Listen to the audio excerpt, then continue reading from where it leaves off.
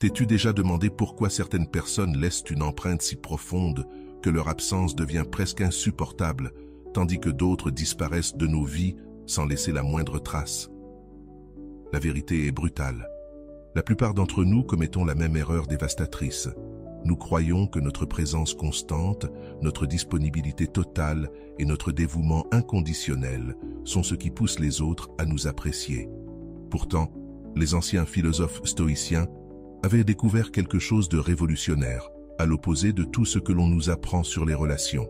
Imagine avoir le pouvoir de faire ressentir à n'importe qui, que ce soit ton partenaire, tes amis ou ta famille, un véritable vide lorsque tu n'es pas là. Et cela, non pas par manipulation, mais grâce à quelque chose de bien plus profond, ta véritable valeur en tant qu'être humain. Marc Aurèle, empereur de Rome, maîtrisait cet art. Il savait que l'absence, lorsqu'elle est bien appliquée, ne repousse pas, elle attire. Aujourd'hui, tu vas découvrir exactement comment les principes stoïciens peuvent faire de toi la personne que les autres n'arrivent pas à oublier. Le véritable point de départ, ta propre valeur. Tu connais cette sensation de vide quand quelqu'un de spécial ne te prête pas attention? Quand tu passes ton temps à vérifier ton téléphone en espérant un message qui ne vient pas? Ce pincement dans la poitrine n'a pas vraiment à voir avec l'autre personne. Il parle surtout de la façon dont tu te perçois toi-même. La première vérité, simple mais douloureuse, que les stoïciens ont comprise, c'est que tu ne peux manquer à quelqu'un que si tu reconnais déjà ta propre valeur. Il ne s'agit pas de se forcer à s'aimer en répétant des affirmations devant un miroir, mais de transformer en profondeur ta relation avec toi-même.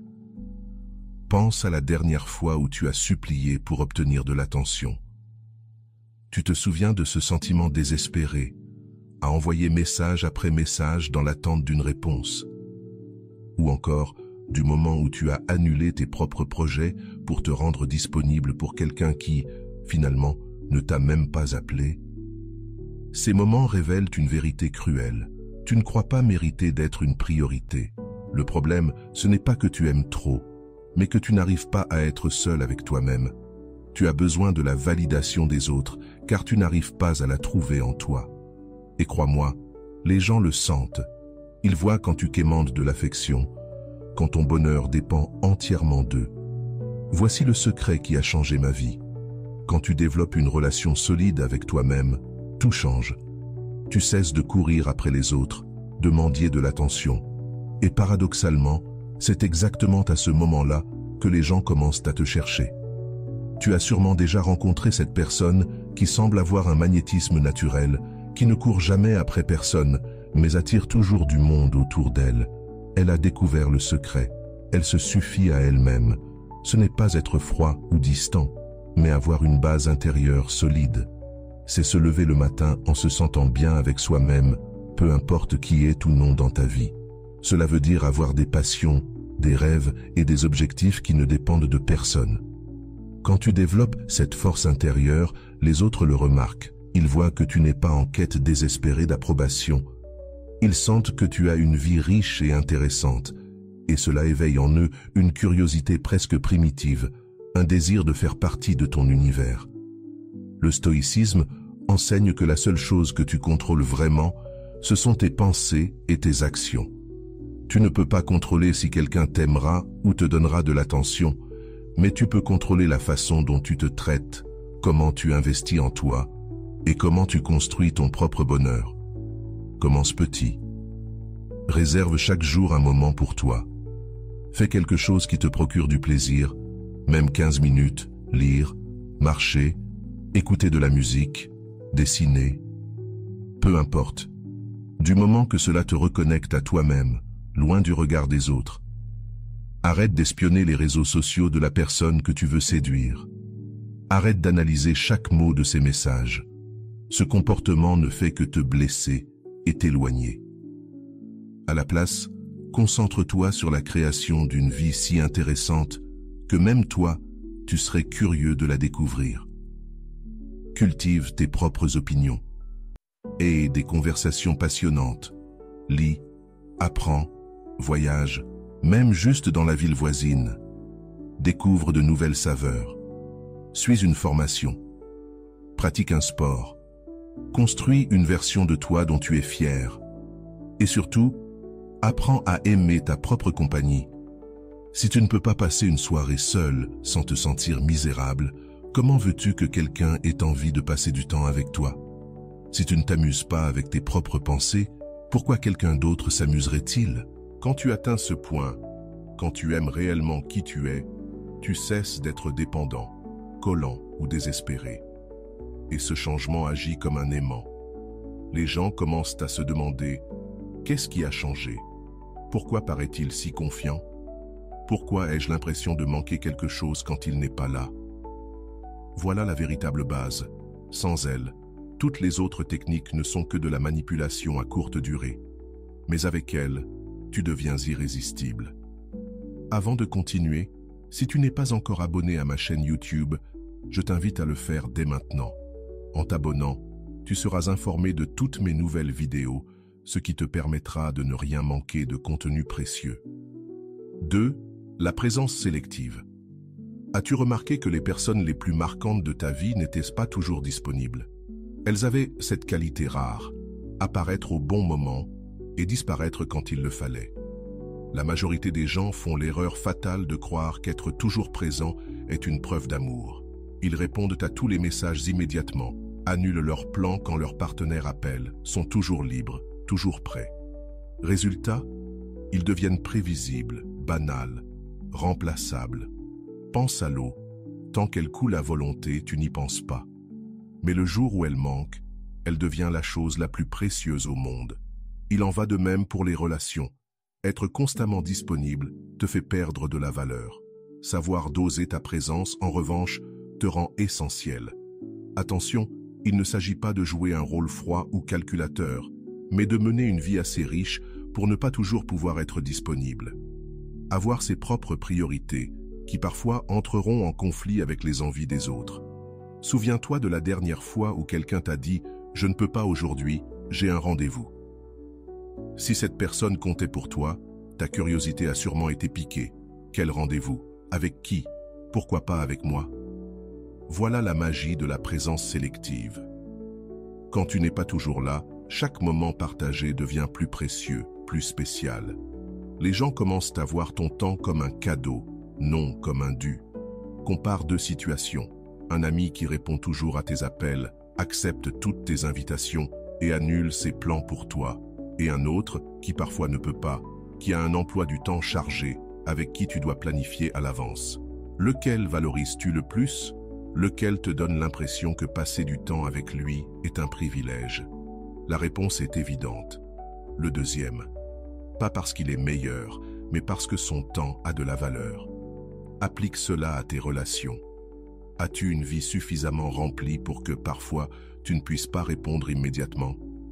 As-tu des projets, des passions, des engagements plus importants que de réagir à chaque message? Si ce n'est pas le cas, il est temps de construire cette vie. Il doit y avoir des moments où tu ne peux vraiment pas tout laisser tomber pour quelqu'un. Ce n'est pas un jeu, ni une manipulation. C'est vivre pleinement, être une personne intéressante avec des activités, des passions et un univers qui donne envie aux autres d'en faire partie. Aujourd'hui, quand tu dis « je ne peux pas », je suis avec un ami qui traverse un moment difficile, tu montres que tu es une personne loyale.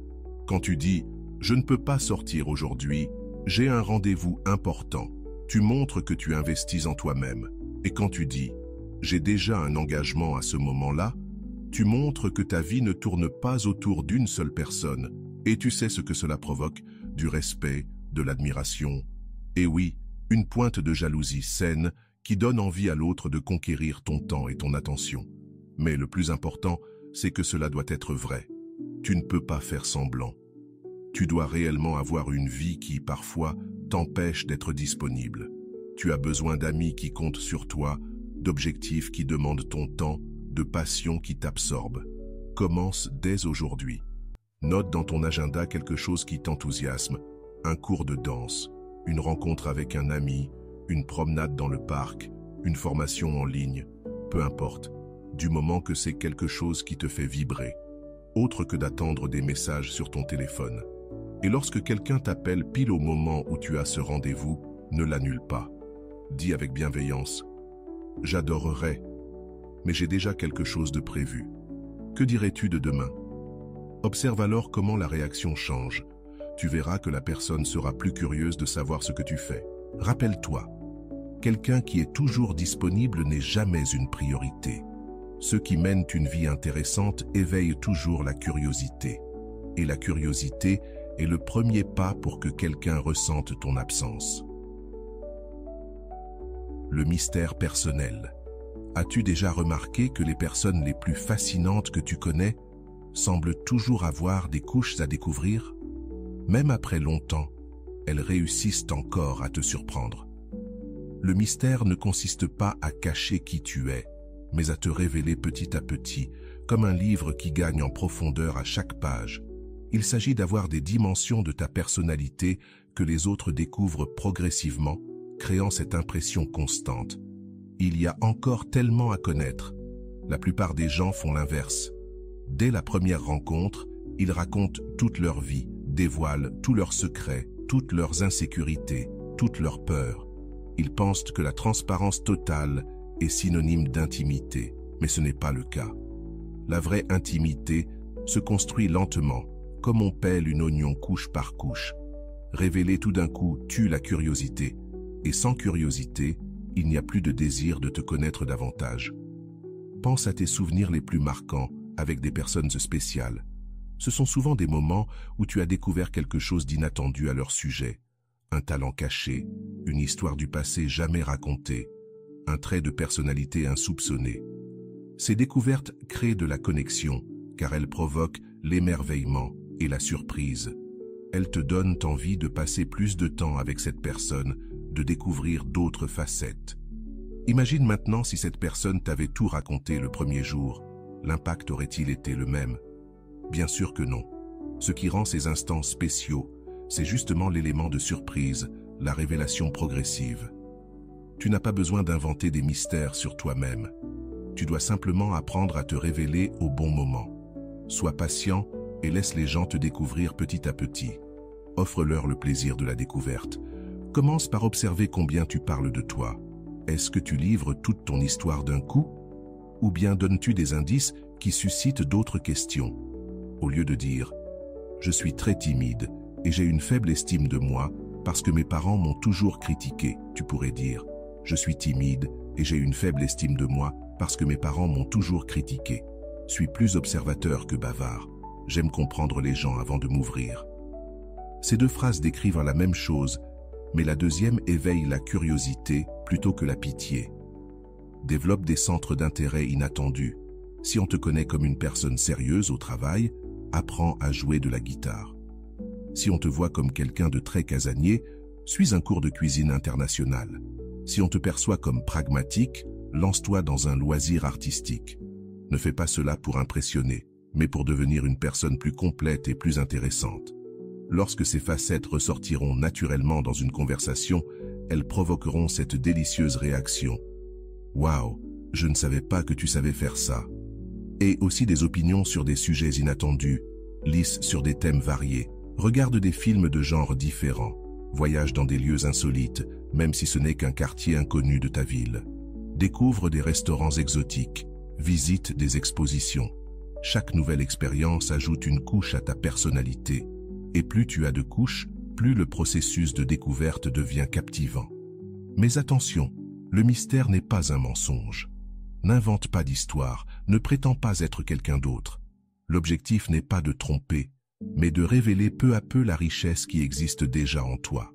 Ne sois pas non plus trop calculateur. Ne planifie pas chaque révélation comme une opération militaire. Sois naturel, mais conscient. Apprends à poser des questions intéressantes. Quand tu te concentres sur l'autre, tu parles moins de toi, et chaque mot que tu dis prend plus de poids. Cultive l'art de donner des réponses qui suscitent d'autres questions. Par exemple, si on te demande comment s'est passé ton week-end, au lieu de tout détailler, dis « C'était intéressant. J'ai fait quelque chose que je n'avais jamais fait auparavant. » Naturellement, la personne voudra en savoir plus. Et des projets personnels dont tu ne parles pas tout de suite. Peut-être écris-tu un livre, suis-tu une formation ou apprends-tu un nouveau sport. Le jour où cela ressortira dans la conversation, ce sera une agréable surprise. Souviens-toi, on tombe amoureux de ce que l'on ne sait pas encore, pas de ce que l'on connaît déjà. Si tu livres tous tes secrets d'un coup, il ne reste rien à découvrir.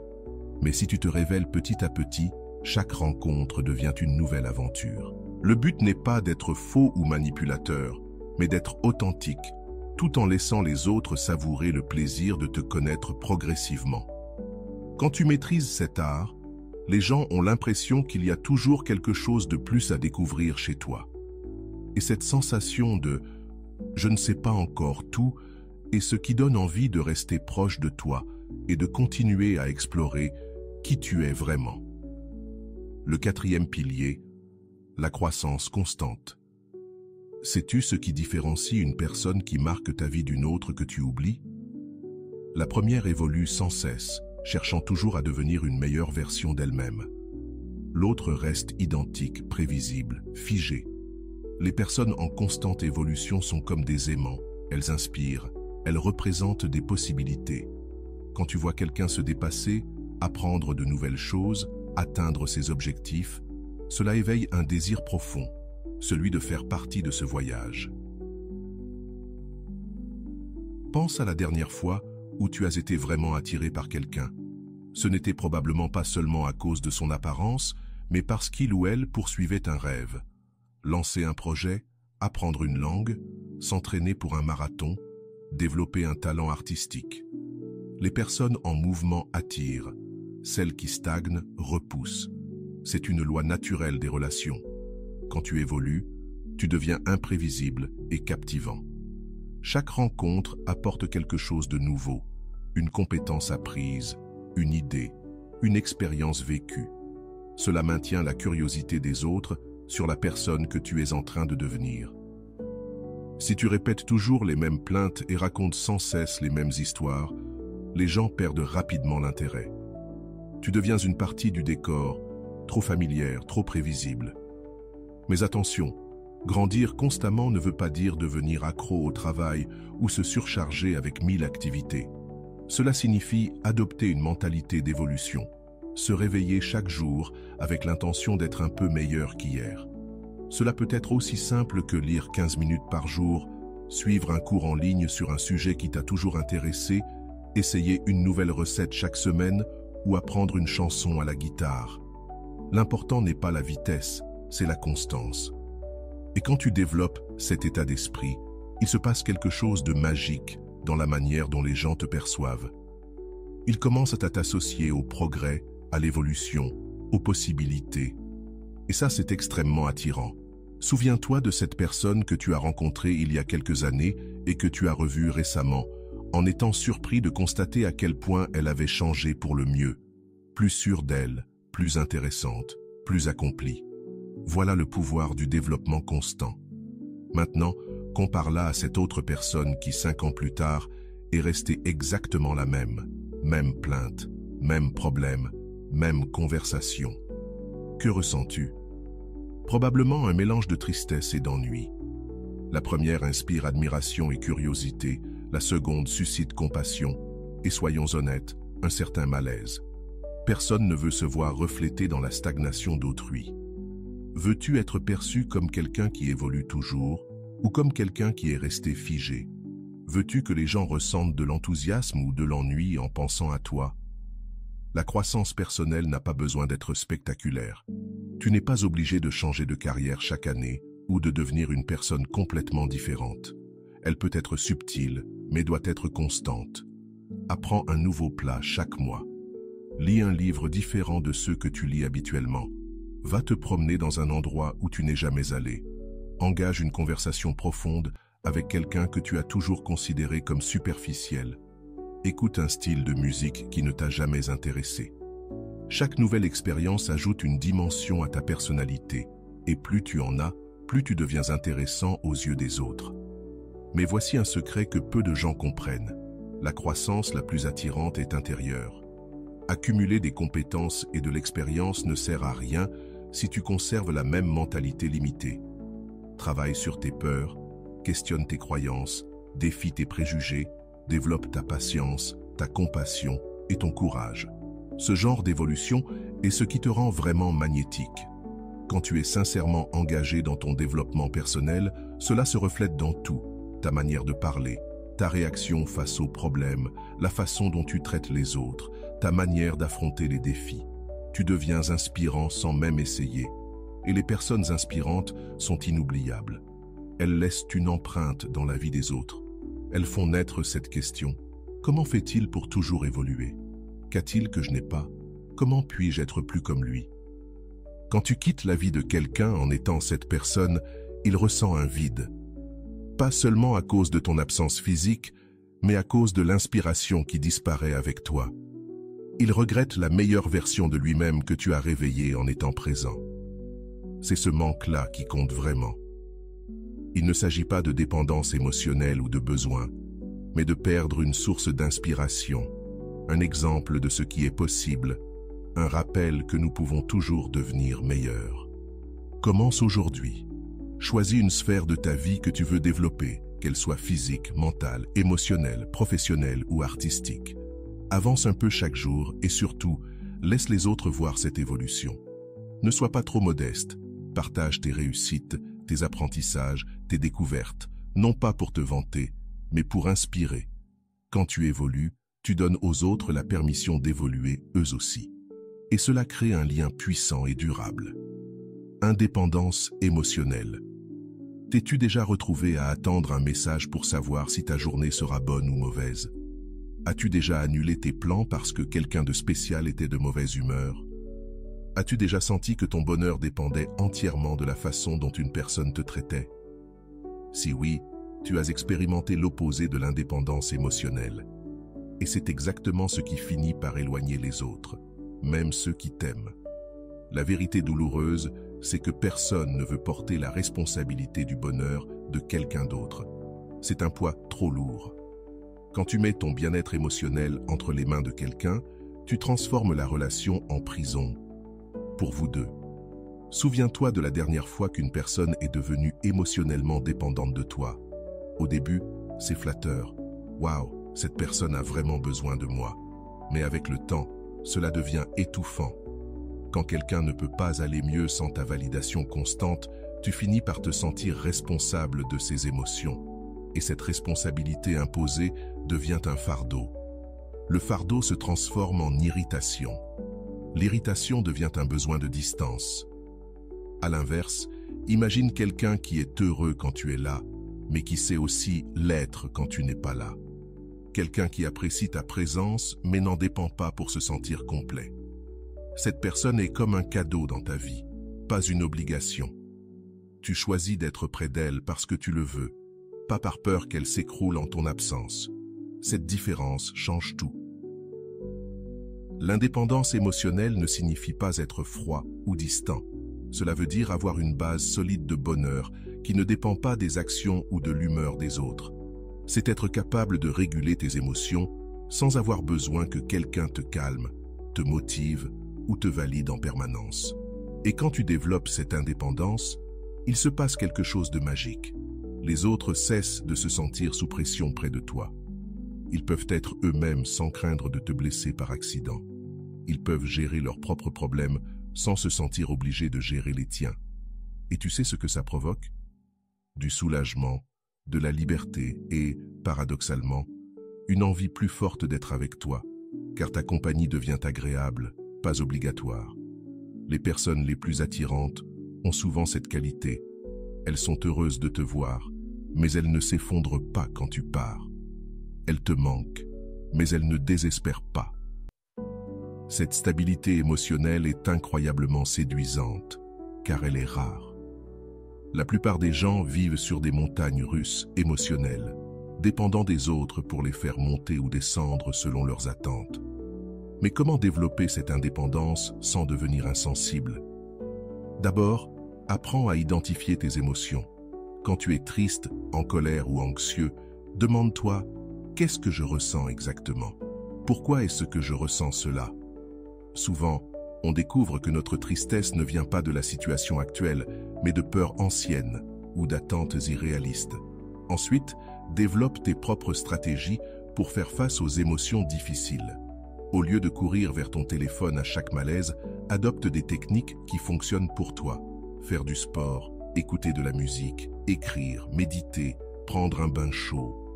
L'essentiel est d'avoir des ressources intérieures. Enfin, construis un réseau de soutien varié. Ne mets pas toutes tes attentes émotionnelles sur une seule personne. Aie des amis pour différents besoins. Un pour parler travail, un autre pour parler relations, un autre pour partager des loisirs.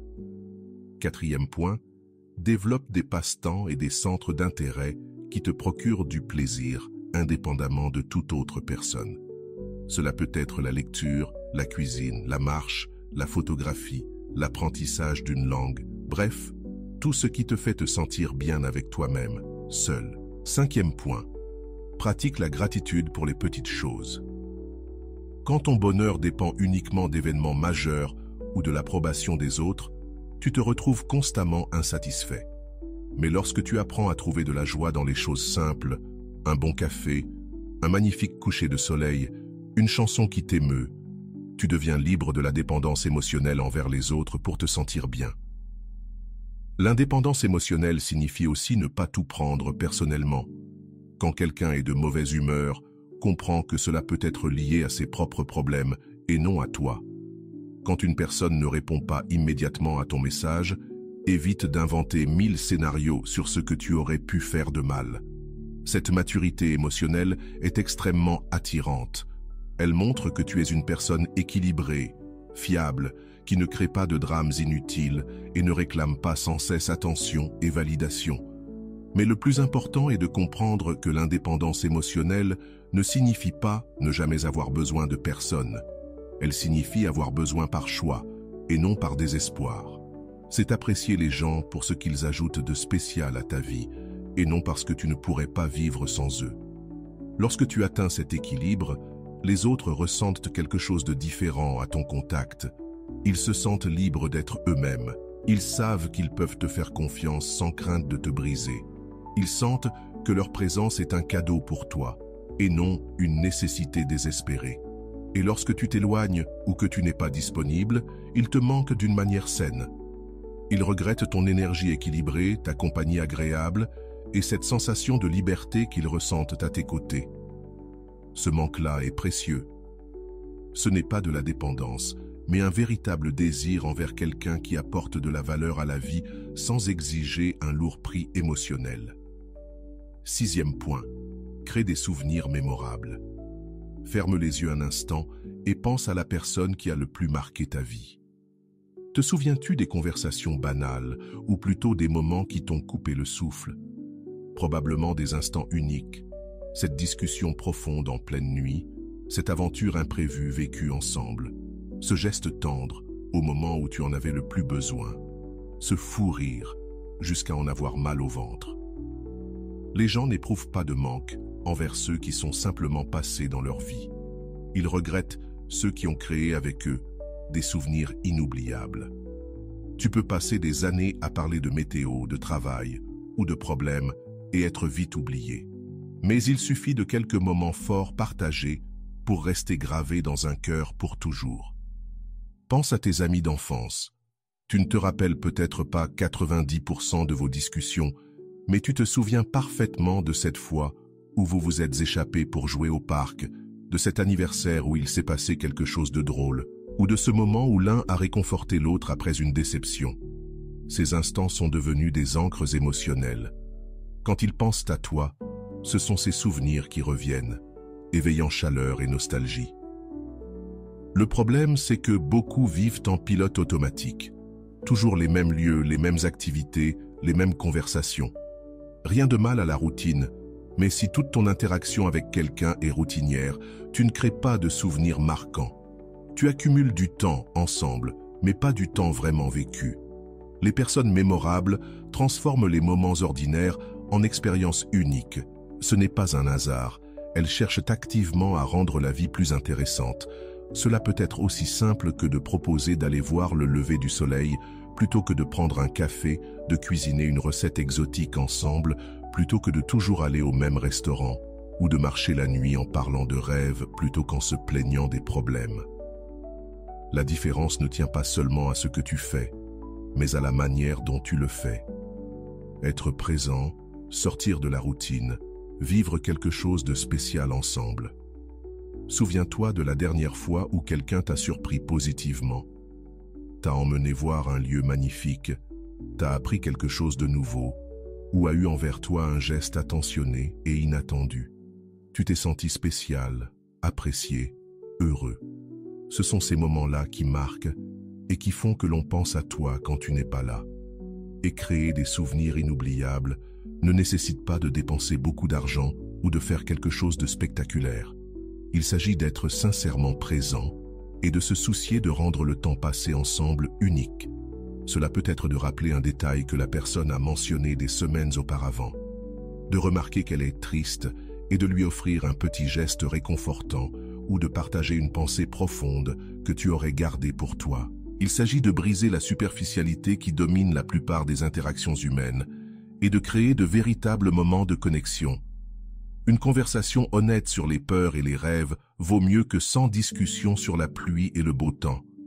Un geste tendre et inattendu vaut mieux que 1000 gestes automatiques. Une petite aventure partagée vaut mieux que des années de routine côte à côte.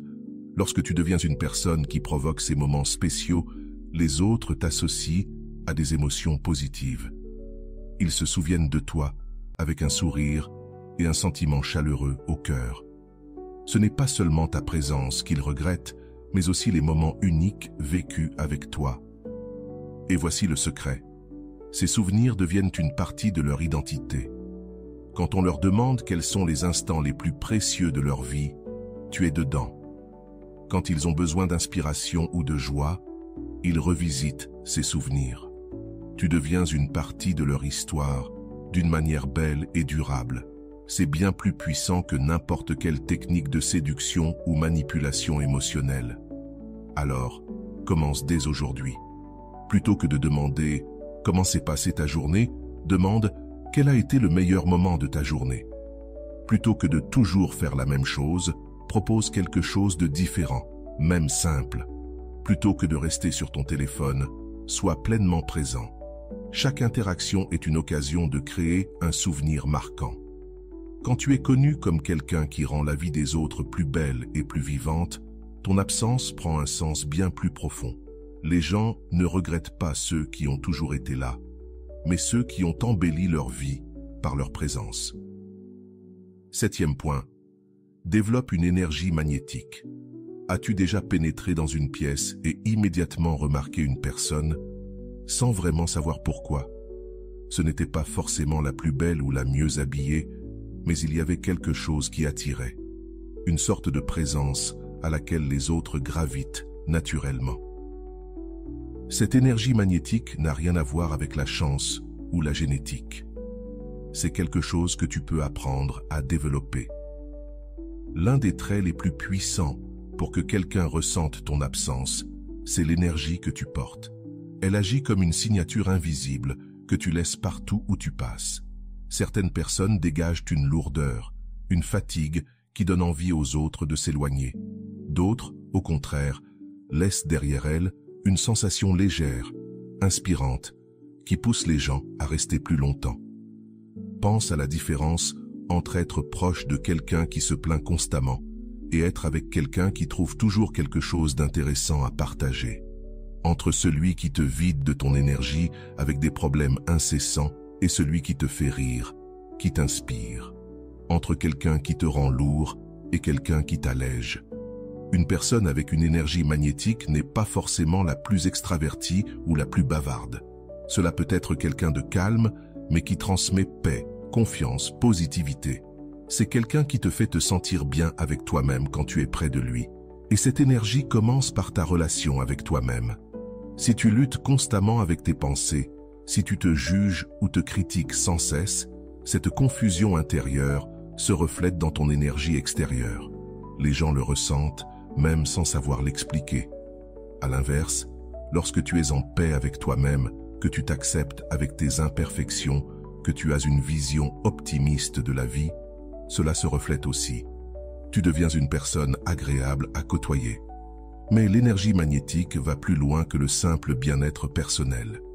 Elle concerne la façon dont tu impactes ton environnement et les personnes autour de toi. Pense à ces gens qui transforment un programme ennuyeux en moment divertissant, qui savent animer un groupe même lorsque tout le monde est démotivé, qui font rire même dans les moments difficiles. Ils ont développé l'art d'irradier une énergie positive. Et il ne s'agit pas d'être faux ou de prétendre que tout va toujours bien. C'est une attitude intérieure qui cherche le bon côté des choses, qui apprécie les moments simples, qui se soucie sincèrement des autres. Lorsque tu développes de cette énergie, les gens t'associent à de bonnes émotions. Ils se souviennent de toi avec un sourire. Ils ont envie de t'appeler quand ils sont tristes, car ils savent que tu les aideras à voir les choses autrement. Tu deviens un rayon de soleil dans leur vie, et quand ce rayon disparaît, ils ressentent la perte de cette clarté et de cette chaleur. Alors, comment développer cette énergie magnétique? Travaille ton énergie intérieure. Commence la journée avec quelque chose qui te fait du bien. Écouter une chanson que tu aimes, boire un café spécial, faire un peu d'exercice. Ce qui compte, c'est de démarrer sur une bonne fréquence. Pratique la gratitude authentique. Entraîne ton esprit à remarquer les choses positives. La gratitude rend naturellement plus positif, et la positivité est contagieuse. Montre un intérêt sincère pour les autres. Ne te contente pas d'attendre ton tour pour parler. Écoute vraiment. Pose des questions intéressantes. Montre que tu tiens à ce que vit l'autre. Les personnes qui se sentent écoutées et valorisées veulent toujours revenir. Fais des compliments sincères. Pas de flatterie creuse, mais une vraie reconnaissance des qualités des autres. Un compliment bien placé peut illuminer la journée de quelqu'un. Cultive ton sens de l'humour. Tu n'as pas besoin d'être un comédien, mais apprends à voir le côté amusant des situations. Savoir rire de ses propres problèmes et faire rire les autres est irrésistible. Sois pleinement présent. Quand tu es avec quelqu'un, sois vraiment là. Éteins ton téléphone. Regarde la personne dans les yeux. Montre que ce moment compte pour toi. Dans un monde distrait, ton attention totale est un cadeau rare. Rayonne de confiance, sans arrogance. La confiance attire car elle met les autres à l'aise, mais attention à ne pas la confondre avec de l'orgueil. L'énergie magnétique se reflète aussi dans ton langage corporel. Une posture droite, un sourire sincère, des gestes ouverts, un contact visuel franc. Ces signaux non-verbaux en disent souvent plus que les mots et font que les autres se sentent bien à tes côtés. Mais surtout, souviens-toi, l'énergie magnétique ne consiste pas à attirer l'attention sur toi, mais à faire en sorte que les autres se sentent spéciaux quand ils sont avec toi. Et c'est là que vient le principe le plus puissant, l'absence stratégique, savoir quand effacer. Il ne s'agit pas de jouer ou de manipuler, mais de comprendre la valeur de l'absence au bon moment. Parfois, ta présence constante réduit ta valeur, non pas parce que tu n'es pas spécial, mais parce que les humains valorisent vraiment ce qu'ils peuvent perdre. Comme l'eau. Quand elle est disponible en abondance, on n'y pense pas, mais quand elle manque, elle devient précieuse. Si tu es toujours disponible, tu peux devenir invisible sans t'en rendre compte. L'absence stratégique ne vise pas à punir, mais à laisser aux autres la possibilité de sentir la différence que fait ta présence. Mais attention, pour que ton absence ait du poids, ta présence doit avoir eu de la valeur. On ne regrette que ce qui a marqué positivement. C'est pourquoi tous les principes précédents sont essentiels. Deviens quelqu'un de remarquable, d'inspirant, d'agréable à côtoyer, et alors ton absence se transformera en manque réel. Ce n'est pas un vide quelconque, c'est le manque de ton énergie, de ton rire, de tes idées, de la façon unique dont tu fais sentir les autres importants. Pour appliquer cette absence sans cruauté, aie une vie riche et remplie. Ne disparais pas pour jouer un rôle, mais parce que tu as réellement des projets, des activités, des priorités. Communique avec affection. Si tu ne peux pas être là, dis-le avec douceur. J'aimerais être avec toi aujourd'hui, mais j'ai un rendez-vous important. Et si on se voyait demain? Rends vos moments encore plus spéciaux. Si vous vous voyez moins, que chaque rencontre soit mémorable, plus attentive, plus chaleureuse. Pars en laissant l'envie de te revoir. Quitte la personne avant que la lassitude ne s'installe. C'est ainsi que tu deviens quelqu'un que l'on n'oublie pas et dont l'absence pèse vraiment. Termine la conversation lorsqu'elle est encore intéressante, pas lorsqu'elle est déjà épuisée. Laisse toujours un peu de curiosité dans l'air. Cinquièmement, reste en contact, mais sans exagérer. Tu n'as pas besoin de disparaître complètement. Un message affectueux de temps en temps, un appel rapide, un « je me suis souvenu de toi » spontané. Cela suffit pour montrer que tu tiens à la personne, mais pas au point de supprimer le désir de te revoir. L'absence stratégique signifie aussi savoir reconnaître quand quelqu'un te considère comme acquis. Quand tes messages mettent de plus en plus de temps à recevoir une réponse, quand tes invitations deviennent toujours le second choix, quand tu as l'impression d'être devenu un meuble dans la vie de l'autre. Dans ces moments-là, un pas en arrière, doux mais ferme, peut rééquilibrer la dynamique. Pas comme une vengeance, mais comme un acte d'auto-préservation, une façon de rappeler à l'autre et à toi-même ta véritable valeur. Attention cependant à certains pièges. N'utilise pas l'absence comme un chantage émotionnel. Ne disparais pas pour faire souffrir l'autre. Ne transforme pas cela en un jeu de pouvoir. Ces comportements sont toxiques et toujours contre-productifs. La véritable absence stratégique vient d'un amour-propre sain. Elle naît de la conscience que tu as trop de valeur pour être traité comme une option et que ta vie est trop intéressante pour être toujours disponible pour ceux qui ne te valorisent pas. Et voici le plus beau des paradoxes. Quand tu arrêtes de courir après les gens, ce sont eux qui commencent à te poursuivre. Quand tu cesses d'être toujours disponible, ils se mettent à apprécier les moments où tu es là. Quand tu arrêtes de réclamer de l'attention, elle arrive spontanément. Cela se produit parce que l'absence stratégique réveille quelque chose de primitif chez l'être humain, la peur de la perte. Quand quelqu'un comprend qu'il peut te perdre, il commence à chérir ce qu'il a, tant qu'il l'a. Mais souviens-toi, cela ne fonctionne que si tu as réellement de la valeur à offrir. Si tu n'es qu'une personne amère qui disparaît pour manipuler, les autres ressentiront du soulagement, pas du manque. C'est pourquoi il est crucial de travailler d'abord sur tous les autres aspects. Développe ta valeur intérieure et une présence forte. Crée des souvenirs uniques. Garde une énergie positive. Quand tu possèdes toutes ces qualités, ton absence prend un sens bien plus profond. Dans ce cas, l'autre pense « Qu'est-ce qu'il ou elle me manque ? Ce silence est étrange. Les conversations intéressantes que nous avions me manquent. La vie est un peu plus fade sans son énergie autour. » Et lorsque tu reviens, non pas désespéré, mais naturellement la rencontre devient spéciale. L'autre apprécie davantage ta présence, car il a ressenti dans sa chair ce que cela faisait de ne pas t'avoir. C'est le cercle vertueux de l'absence stratégique. Tu t'éloignes quand c'est nécessaire. L'autre te manque. Puis, tu reviens plus valorisé que jamais, créant ensemble des moments encore plus précieux. Ainsi, se construit une relation fondée sur le choix et l'appréciation mutuelle, et non sur la dépendance. Rappelle-toi, le but n'est pas de faire souffrir qui que ce soit, mais de permettre aux autres de découvrir par eux-mêmes combien tu comptes réellement dans leur vie. Quand ce déclic se produit, ta présence devient un cadeau, pas une obligation.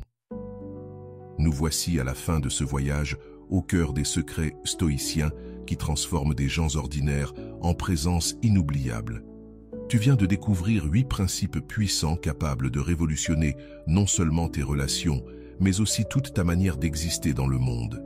Pense un instant, combien de personnes sont passées dans ta vie sans laisser la moindre trace dans ta mémoire?